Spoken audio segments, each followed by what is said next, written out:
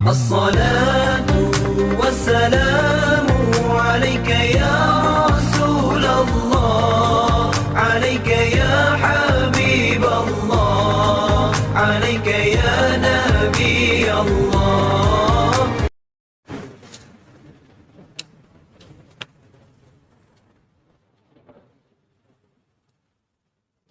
السلام عليكم ورحمة الله وبركاته. إن الحمد لله نحمده ونستعينه ونستغفره ونعوذ بالله من شرور أنفسنا ومن سيئات أعمالنا. من يهده الله فلا مضل له ومن يضلل فلا هادي له. أشهد أن لا إله إلا الله وحده لا شريك له وأشهد أن محمدا عبده ورسوله. قال رب اشرح لي صدري ويسر لي أمري واحلل عقدة من لساني يفقهوا قولي. رب اشرح لي صدري, wahai Tuhan, lapangkanlah dadaku, wa yassir li amri, dan permudahkanlah urusanku, wahlul 'uqdatam min lisani, huraikan simpul kekeluhan pada lidahku, yafqahu qawli, agar mudah difahami kata-kataku.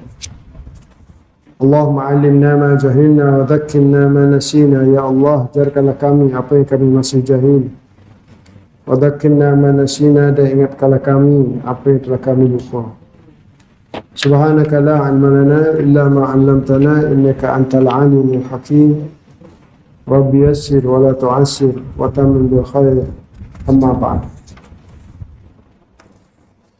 Alhamdulillah, thumma alhamdulillah. Kita sambung lagi pengajian kita dalam kitab Fiqhul Manhaji, fiqh dalam mazhab Syafi'i.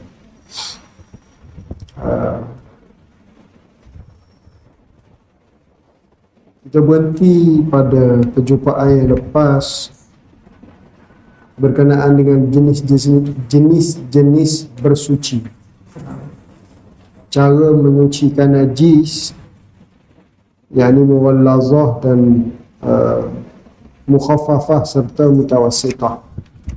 Tu kita dah tengok dah. Hari ni nak tengok yang dipanggil sebagai menyucikan kulit selain anjing dan babi. Menyucikan kulit bangkai selain anjing dan babi. Anjing dan babi tak ada isu lah, sebab memang tak boleh nak suci dah dia, tak boleh nak sucikan. Tapi di sana ada binatang-binatang lain, sama ada binatang yang boleh dimakan ataupun yang tak boleh dimakan. Kalau yang boleh dimakan, yang tidak disembelih, sama saja sembelih ataupun tak sembelih. Kita nak dalam bahasa Arab dia panggil diba. Melayu sepatutnya kita guna sama. Sepatutnya kita guna sama, tapi sama ni telah digunakan kepada basuh 7 kali. Kalau menurut Kamus Dewan Bahasa Melayu, yang kita basuh 7 kali, satu dengan air tanah, sebenarnya adalah sertu. Dan siapa-siapa pun tak pernah guna. Lagi dia tak pernah guna sertu, tak pernah. Saya pun tak pernah. Daripada kecil lagi dia dah belajar sama basuh 7 kali air tu lah. Tak apa, tidak kata salah guna perkataan tu. Yang kita faham sudahlah, yang kita faham. Sebab dia tak ada isu sangat, cuma kita kena tahu jugalah bahasa sebenarnya basuh 7 kali tu sertu. Sama ni adalah membersihkan kulit untuk kita guna, termasuk kulit bangkai. Termasuk kulit bangkai. Orang Melayu biasa basuh dengan apa tuan-tuan? Dengan kapur kan? Tak, dengan kapur. Jadi kita tengok dari segi syarak, cara mana kita nak bersihkan kulit, terutamanya kulit yang binatang mati lah. Binatang mati. Contoh apa mati? Lembu ke, kerbau ke, kambing ke. Kalau mati, boleh tak kita nak ambil kulit untuk kita guna? Jawabnya boleh.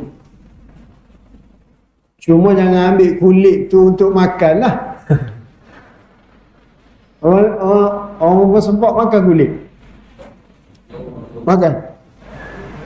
Makan kulit lembu tu. Makan. Orang makan eh? Oh, Alhamdulillah. Setahu saya orang Jawa makan. Orang Kedah dia pandai proses. Orang Kedah. Orang Kelantan tak pandai. Tak erti. Dia tak makan kulit lembu. Dia tak erti lah, dia tak erti proses. Tidak menjadi amalan dia lah. Yang saya tahu Kedah, orang-orangnya Jawa pandai buat juga. Saya tengok yang Kedah tu sampai putih. Jawa pun sama. Kulit dia buat macam mana saya tak tahulah. Nak kata kalau lembu kan bahagian bulu-bulu dia tu ada kuning-kuning, oranye-oranye juga kan. Ada hilang. Jadi putih. Kalau sekali tengok macam perut kitab. Perut besar. Baik, kita tengok. Cara menyucikan ialah dengan disamak. Dalam kitab ni pun diterjemah, kitab ni asal dia bahasa Arab dan diterjemah kepada bahasa Melayu. Dan apabila diterjemah dalam bahasa Melayu, dia tulis sama. Sama. Jadi sama adalah cara menguruskan kulit bangkai untuk kita guna. Untuk guna. Erti sama ialah membuang segala lendir-lendir yang boleh merosakkan yang ada pada kulit jika ia terus kekal padanya dengan benda ataupun bahan yang panas dan tajam. Panas ni bukan panas suhu ni. Panas jugalah, tapi nak kata macam mana? Bukan air panas. Kalau mungkin guna air panas pun betul lah. Kapur kan dia panas. Betul.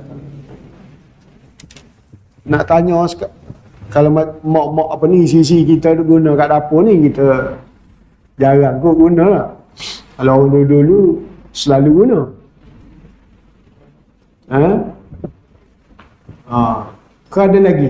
Ada lagi generasi guna kapur. Ada. Makan sirih. Ada. Tak ada. Tak ramai. Kalau di Selangor ni mungkin yang makan sirih geng rohiyah lah kot. Geng rohiyah. Generasi nenek-nenek saya, nenek atuk saya ada masih makan sirih. Dan antara sirih ni dia bukan makan sirih sekeping je, dia ada ada bahan-bahan. Sirih tu sekeping, buah pinang, gambir, kapur tak? Empat kandungan ada, ramuan ada. Ramuan, begitu sekali. Saya pun sama budak-budak dulu, dia tengok kan. Tetap nak makan. Orang tua juga kata, kalau dia biasanya, dia katanya saya tak pernah try lah, dia kaya juga. Sebab buah apa tu? Buah pinang. Biasa buah pinang. Dan pinang biasa dia jeruk. Dia jeruk. Baik. Di mana sekiranya kita meletakkan kulit tersebut di dalam air, ia tidak lagi akan berbau busuk dan rosak. Kenapa tuan kita kata begitu? Kerana biasanya kulit ni dia guna untuk bekas air. Bekas air. Orang Arab bahkan zaman dulu ni dia bawa air untuk nak travel ni lah, ataupun duduk rumah pun pakai juga lah. Tapi biasanya apabila berjalan, musafir, bekas air dulu bukan ada Tupperware kan. Sekarang ni Tupperware lah orang guna. Jadi antara bekasnya, bekas air yang dibuat daripada kulit. Dia buat macam uncang gitu. Buat macam uncang. Jadi dia bawa air. Jadi kalau sekiranya berbau, tak boleh lah kita nak bawa air dah. Apa tu, syaratnya bersihlah dengan cara mana pun, hinganya kalau letak air itu tidak berbau, maka sudah dikira ia adalah bersih. Itu je. Nak guna sabun ke, nak guna kapur ke, macam biasa orang kita dulu buat, nak guna, tak tahulah, saya pun tak erti. Gunalah apa saja yang boleh menghilangkan bau pada kulit tersebut, maka sudah dikira sebagai bersih. Walaupun kulit itu daripada binatang yang mati tanpa disembelih, yang dihukumkan sebagai bangkai. Itu saja. Kita kata kena 7 hari ke? Dah. Kalau sekali boleh buat, selesai. Kalau tak boleh sekali, 2, 3, 4 dan seterusnya, sampai kalau letak air tak berbau. Itu saja. Buatlah cara mana, mengikut kepada kepandaian masing-masing. Yang pentingnya apa? Dia tak berbau. Berdasarkan hadis daripada Rasulullah SAW, idza dubighal ihabu faqad tahura. Apabila kulit disamak, maka sesungguhnya ia telah suci. Suci di sini termasuk boleh bawa untuk solat.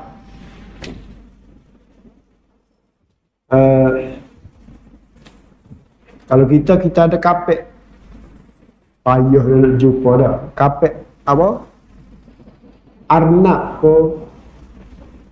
Kalau hak ekstrim ni apa? Rimau lah kot. Yang kita dah tengok tu rasanya kapet tu buat lah. Tapi kalau hak betul-betul daripada rimau ataupun apa saja binatang, dia buat kapet, ataupun buat pakaian, pak kita tak buat lah kot. Kita tak buat kerana negeri kita ni panas, tak ada sejuk ni, jadi tidak perlu kepada kulit sebegitu. Di negeri-negeri sejuk, dia perlu kepada pakaian kulit sebegitu. Dia perlu kepada pakaian kulit sebegitu, maka boleh untuk dibawa dalam salat. Sebab Nabi kata tahura, bersih, suci. Kulit yang telah disamak wajib dibasuh semula dengan air disebabkan ubat-ubat yang najis yang digunakan untuk menyamaknya, atau disebabkan ubat-ubat yang menjadi najis disebabkan terkena kulit sebelum ia menjadi suci. Apa maksud dia? Maksud dia kalau kita guna apa saja bahan, last kali kena bilas dengan air. Tidak kata dengan bahan tu dibiarkan dia kering, tak boleh. Sebab hukumnya kesan-kesan pada kulit tu adalah najis. Hukumnya kesan-kesan yang ada pada kulit itu adalah najis. Maka dengan bahan-bahan, contoh kita ambil mudah apa dia, kapur lah. Kita kata kita ambil letak kapur, sapu dengan kapur, kita biarkan dia kering dengan kulit tu. Kita tak bilas. Itu tak bersih. Last kali mesti bilas. Dia tak jadi isu sangat sebenarnya pun. Semacam kita basuh baju lah kan. Syarat supaya baju kita ni bersih, last kali tu kena bilas. Last kali kena bilas. Baik. Najis yang dimaafkan. Habis dah, mudah. Pendek je berkenaan dengan kulit bangkai untuk disucikan ni, ataupun diba, samak dalam bahasa Melayu yang sebenarnya. Dan saya ingat tak ada kot dalam bahasa Melayu yang lain yang kita biasa guna. Tak ada kan? Sebab kita dah guna samak untuk tujuh basuhan tu. Betul ada kataan yang guna untuk urusan menyucikan kulit bangkai. Tak ada dah. Tak ada. So kita tak ada. Dalam bahasa Arab dia beza. Dalam bahasa Arab bersih kulit bangkai ni dia panggil diba. Diba. Yang 7 kali tu dia panggil tasabbu'. Tasabbu'. Basuh 7 kali. Ini diba, itu tasabbu'. Melayu ini bukan Melayu kamus dewan lah, Melayu harian yang kita guna. Ini tak ada. Tak ada. Yang kita ada, samak dah diguna untuk 7 kali.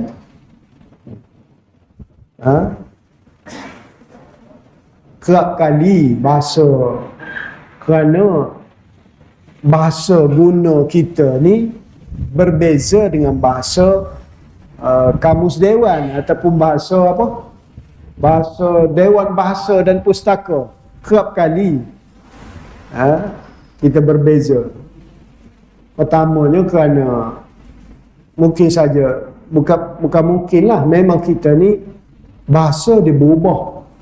Bahasa berubah.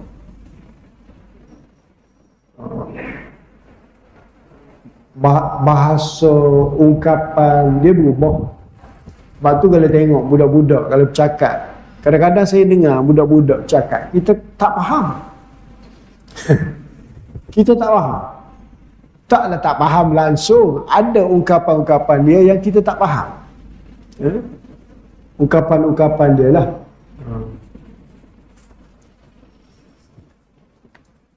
Najis yang dimaafkan. Seterusnya, Islam adalah agama kebersihan.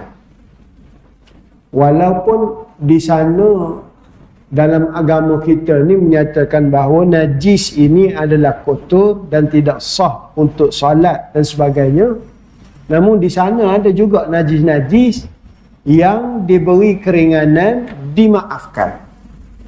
Kenapa antara sebabnya maaf? Kerana menyulitkan.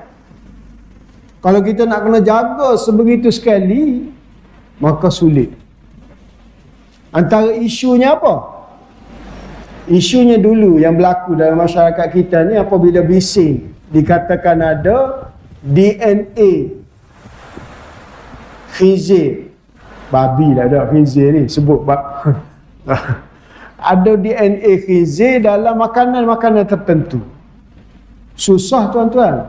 Kalau tuan-tuan belajar sikit berkenaan dengan masalah DNA ni, DNA ni boleh bergerak dengan mudah sekali. Dia terlampau halus.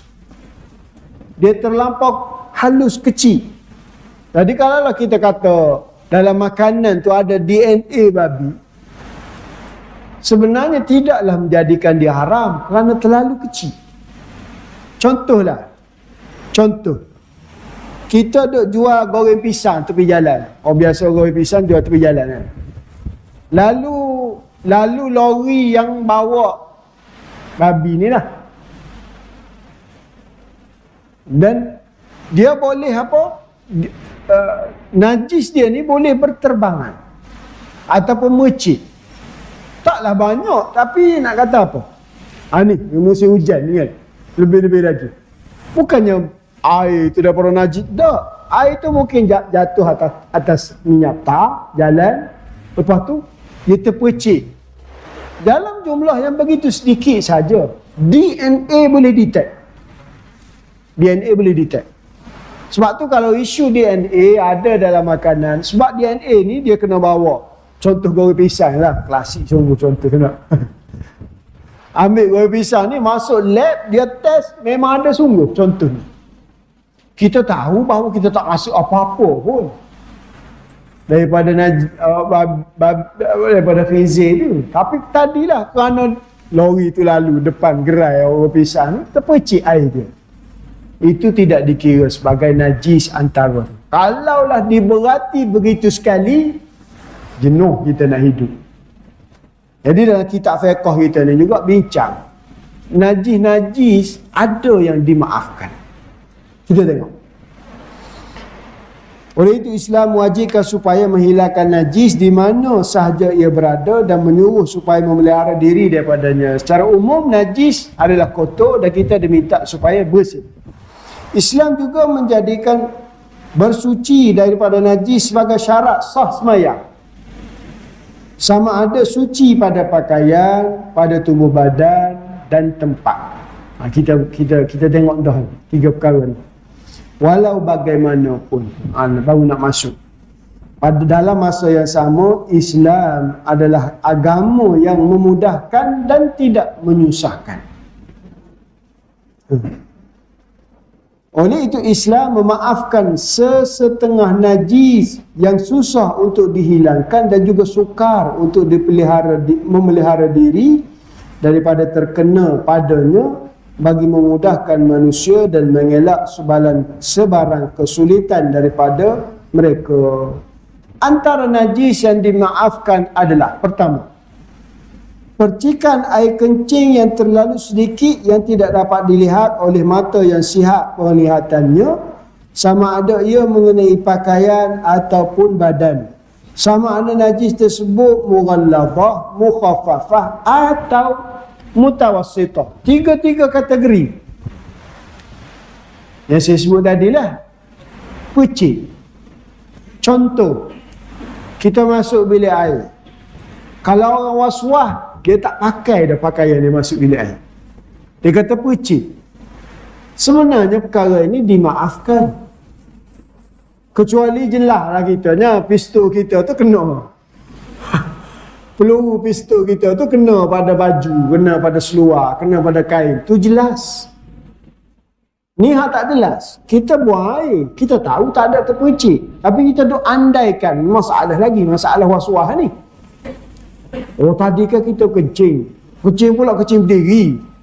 Kencing berdiri pula atas lantai simen. Lantai simen kan boleh mercik. Kotorlah baju seluar kita ni.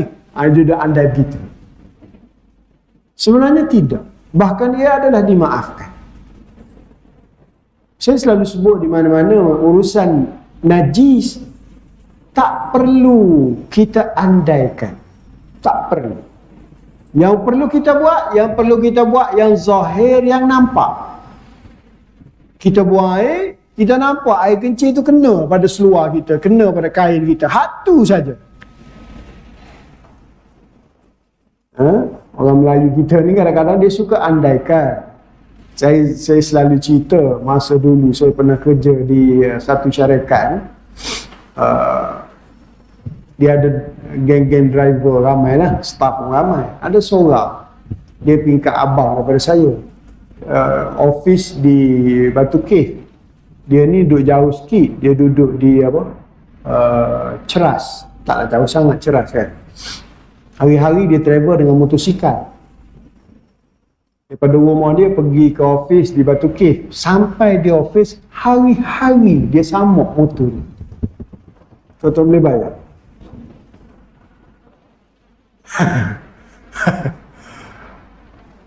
Memang dia kronik sungguh, dia punya was-was. Tanya kenapa? Dia kata sebab tengah jalan ke anjing duduk lalu-lalang. Kita naik motosikal pula, kena lah motosikal, kena tayar apa semua. Tak kena langsung dengan suruhan agama ni. Pertama sekali tak perlu untuk diandaikan begitu.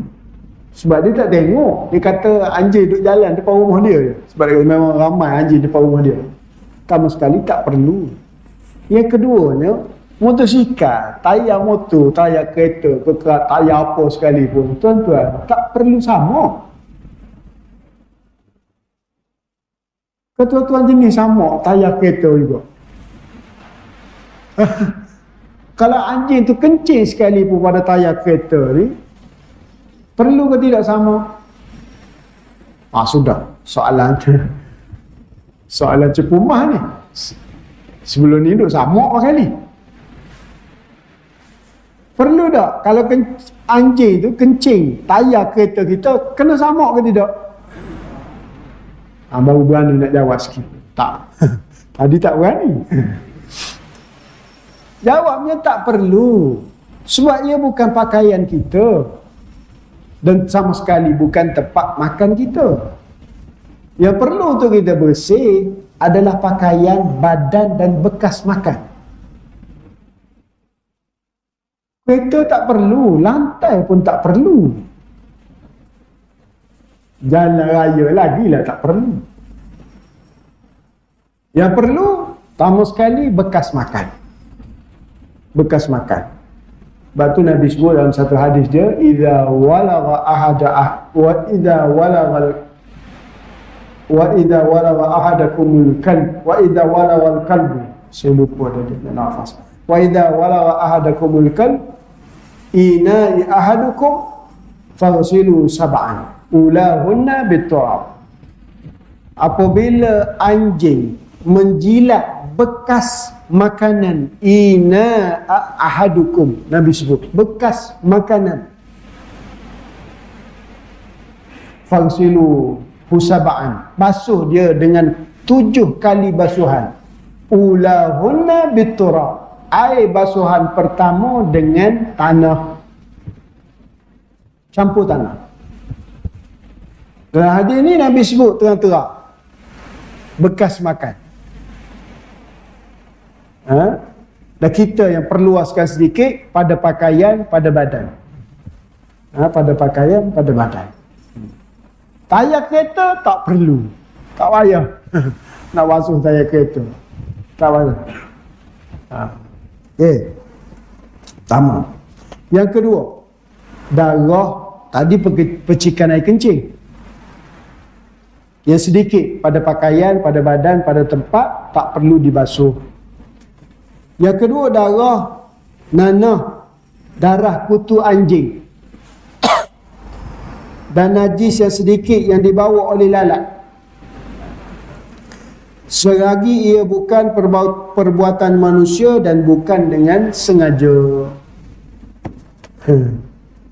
Lalat bawa najis ni tak sengaja lah tak. Tapi cerita orang dulu-dulu dia buat jahat. Yang senior-senior mungkin pernah dengar lah cerita ni lah. Kalau ada orang buat kenduri ke wimpun ke biasa, terutamanya malam, dia pergi tangkap belalang. Dia tangkap belalang banyak-banyak dia tangkap. Dia buat apa tuan-tuan? Apa dia? Tak dengar. Dia letak dalam bekas ataupun letak dalam plastik. Dia letak tai. Tuan-tuan tak pernah dengar cerita. Bagus lah tu orang sini. Orang dulu-dulu ni jahat, orang dulu-dulu. Dia campur tai, lepas tu dia pergi baling dekat orang yang duduk berkumpul ataupun kenduri ke apa. Tuan-tuan boleh bayar. Ke apa ni, belalang berterbangan hingga habis. Satu rumah. Satu rumah baru. Itu disengajakan. Hanya kena basuh. Tapi kalau lalat tak sengajalah, kerja dia sendiri je. Dia tak bekerja dengan orang. Lalat tadi sebab dia bekerja dengan orang jahat tadi tu. Lalat sekiranya terkena dan kita tengok masanya ada kotoran, tapi kotoran itu begitu sedikit, maka juga dimaafkan. Juga dimaafkan. Yang ketiga, najis maaf juga. Darah atau nanah walau banyak dengan syarat ia terjadi pada diri manusia itu sendiri, bukan hasil daripada perbuatannya dan bukan dengan sengaja. Disyaratkan supaya darah atau nanah tersebut tidak mengalir ke tempat lain. Sebenarnya masalah ni ada satu hadis. Sahabat Nabi apabila dia terkena panah. Masa perang dia kena panah. Saya lupa dah, Ali ke siapa. Tapi sahabat Nabi lah. Apabila kena panah, dia cabut panah tu, masih berdarah kan.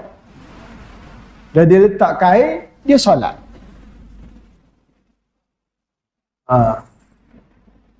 So kalau kita ni terluka, kalau ada luka yang tapi dalam isu kita sekarang ni, kita dah tampal, letak elok, letak bandage apa semua, biasanya tak mengambil lah. Tapi nak cerita lah juga bahawa kalau kita dah uruskan luka tu, kita dah letak bandage, boleh dah tidak untuk solat? Jawabnya boleh. Jawabnya boleh.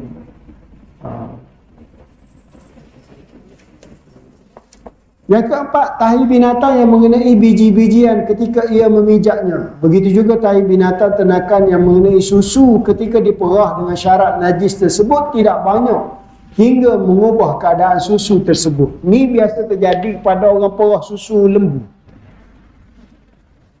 Manual punya perah lah kan.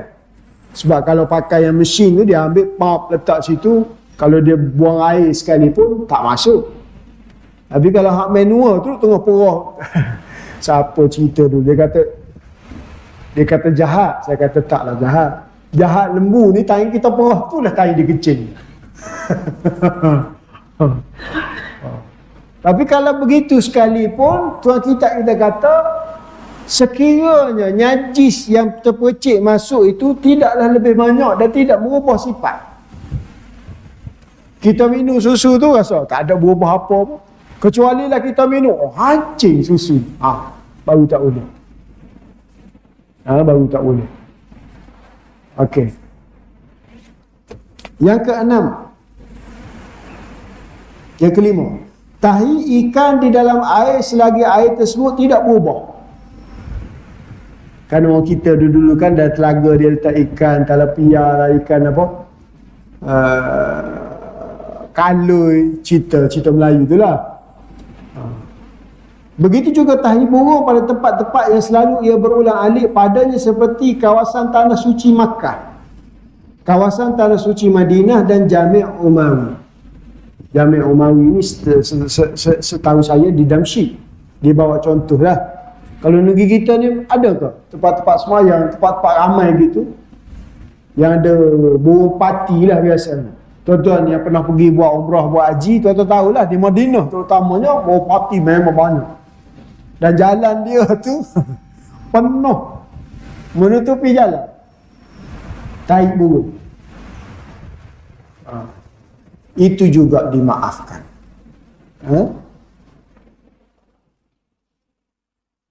Tahi ikan tadi sekiranya air itu tidak berubah. Berubah tiga lah yang kita biasa tahu tu. Tidak merubah warna, tidak merubah rasa, dan tidak berubah bau. Sifat air. Azan. Terbentuk untuk azan.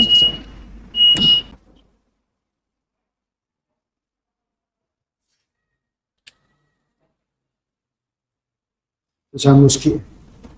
Yang keenam, najis yang dimaafkan juga. Yang keenam, darah yang mengenai tukang daging ataupun tukang sembelih jika tidak banyak. Mercik darah sikit pada pakaian tukang daging lah, tukang sembelih ke, maka dimaafkan. Yang ketujuh, darah yang ada pada daging. Darah yang ada pada daging, kita tahu darah najis, tamu. Yang keduanya tak boleh makan. Kalau kita sembelih binatang tu, darah yang mengalir keluar tu, contohlah dia ambil, dia apa, dia kumpul, dan darah tu nak guna untuk makan, jawabnya tak boleh. Sebab itu terang-terang disebut dalam ayat Al-Quran, darah yang mengalir dan memasfu'.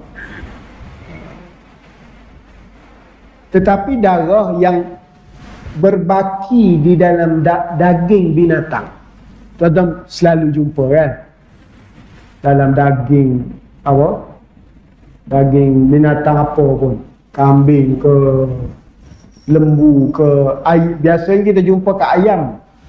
kopi daging, dia ada darah dalam. Boleh tak kita makan ni? Bahkan boleh.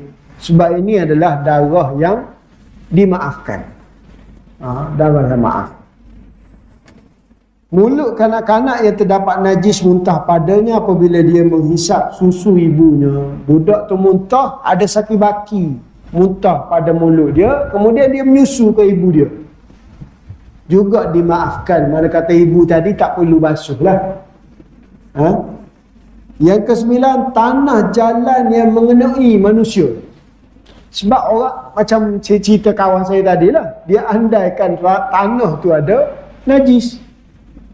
Bahkan isu ini sebenarnya lebih utama kepada orang perempuan. Kenapa saya kata utama kepada orang perempuan? Orang perempuan ni dari segi syarak sebenarnya, dari segi hukum fiqh sebenarnya, sunat bagi dia melabuhkan kain. Setengah-setengah Tok Guru kata sejengkal. Jadi kita boleh bayanglah kalau dia sunat labuhkan kain, sejengkal pula tu memang melerik lah. Memang seret di atas tanah. Adakah dia najis? Jawabnya tak. Jawabnya tak. Yang ke-10 akhir sekali, bangkai yang tidak mengalir darahnya. Bangkai yang tidak mengalir darahnya. Yang ini binatang ataupun serangga lah. Yang tidak berdarah apabila terjatuh ke dalam sesuatu cecair. Binatang ataupun serangga jatuh dalam air. Contoh, lalat, lebah, semut. Dengan syarat ia terjatuh dengan sendirinya, bukan dicampak, dan ia tidak mengubah keadaan cecair tersebut. Berdasarkan hadis daripada Nabi SAW, apabila lalat terjatuh ke dalam bekal seseorang kamu, maka hendaklah ia diselamkan semuanya, kemudian dibuangkannya, kerana sesungguhnya pada salah satu sayapnya itu ada penawar dan salah satu lagi mempunyai kuman ataupun penyakit. Berdasarkan hadis ni, sekiranya lalat itu najis, Nabi tak akan suruh selam. Boleh faham? Maka binatang yang diambil daripada lalat ini apa saja serangga atau binatang yang tidak berdarah. Kalau kita sebut lalat, nyamuk, lebah, cicak. Sudah. Cicak ada darah. Kalau tanya pakas, pakar, cicak ni binatang ke serangga? Sudah. Lagi keliru dah. Allah Ta'ala alam, sekiranya cicak tak ada darah dan dia terjatuh dalam air, dengan sendirilah, bukan kita ambil cicak tu pergi buang dalam air tu. Dia jatuh dengan sendiri dan kita buang dia, air itu tidak najis sekiranya air itu tak berubah sifat tadi. Kalau berubah sifat, maka dia najis. Juga termasuk yang kecil-kecil tadi ni. Contohnya apa? Semut. Semut seekor jatuh dalam air, berubah tak sifat? Tak. 10 ekor? Tak. 100 ekor? Sudah. 1000 ekor? Mungkin dia mengubah sifat. Contohnya kita ambil rasa air tu dia jadi masam. Kalau banyak-banyak sangat semut ke, kerengga ke, jatuh banyak dalam air kita, dalam bekas air, dalam baldi ke apa, kita ambil air tu dia rasa masam ke, pedas ke, apa saja. Maka ataupun jadi kuning ke, jadi keruh ke air, maka ia juga menajiskan. Kalau tak berubah 3 sifat tadi, dia tak najis. Berubah sifat tadi, terutamanya apabila banyak lah, maka juga ia menjadi najis. Tak boleh guna lah air. Dah berubah lah dari sifat air mutlak jadi air mutanajis, air yang bernajis. Begitulah juga hukum bangkai binatang lain yang darahnya tidak mengalir dikiaskan kepada hukum lalat sebagaimana jelas nasnya dalam hadis di atas tadi. Istinja dan adab-adabnya. Istinja dan adab-adab. Tuan-tuan, selalu sebut istinja ni tajuk akan datang lah, bukan malam ni. Biasa apa yang kita faham kalau sebut istinja? Saya sebut istinja ni, tuan-tuan faham apa yang terlintas di fikiran?